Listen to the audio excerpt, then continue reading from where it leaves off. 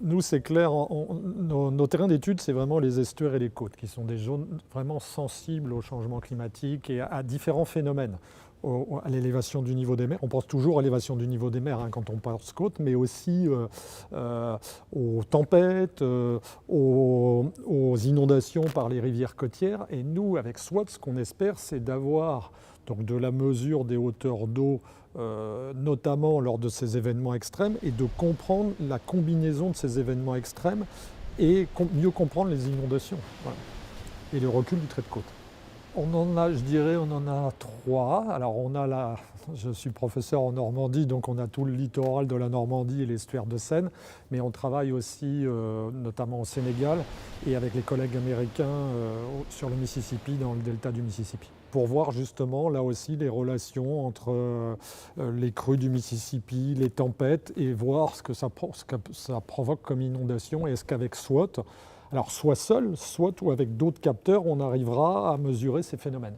Quand on travaille sur les zones côtières, c'est des environnements vraiment très très complexes, un delta, un estuaire, une côte à falaise, une côte sableuse, une baie, pour ne citer que ça, avec des environnements où il y a beaucoup de marées, pas beaucoup de marées, des zones où il y a plus de tempêtes que d'autres. Donc il faut travailler sur plusieurs sites dans le monde pour avoir un panel d'environnements qui sont relativement représentatifs.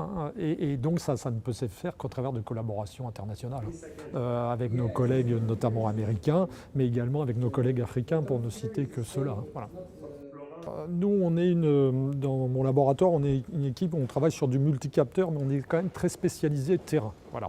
Donc c'est-à-dire qu'on travaille à des échelles fines, et ce que SWOT apporte, c'est cette échelle globale. Et comme la résolution, contrairement à d'autres satellites, est fine, ça nous permet de travailler sur les échelles, de faire du global, mais de descendre à une échelle fine vraiment du terrain et de ce qui se passe sur le terrain. Et ça, c'est vraiment l'apport de SWOT et le caractère très innovant, c'est qu'on va pouvoir travailler à plusieurs échelles, qu'on n'arrivait peut-être pas à faire avec d'autres altimètres.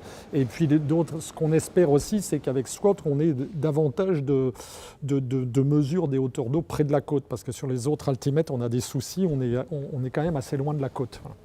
Et ça, c'est un challenge qu'on doit relever, et on espère qu'avec SWOT, on va relever ce challenge.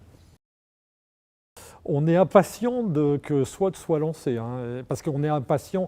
Là, on simule des données, on imagine finalement ce que SWOT va donner, mais là, on comprendra ce qu'on arrivera à faire, c'est quand on aura les véritables données de SWOT, et on est tous impatients que SWOT soit lancé et qu'on ait les premières données.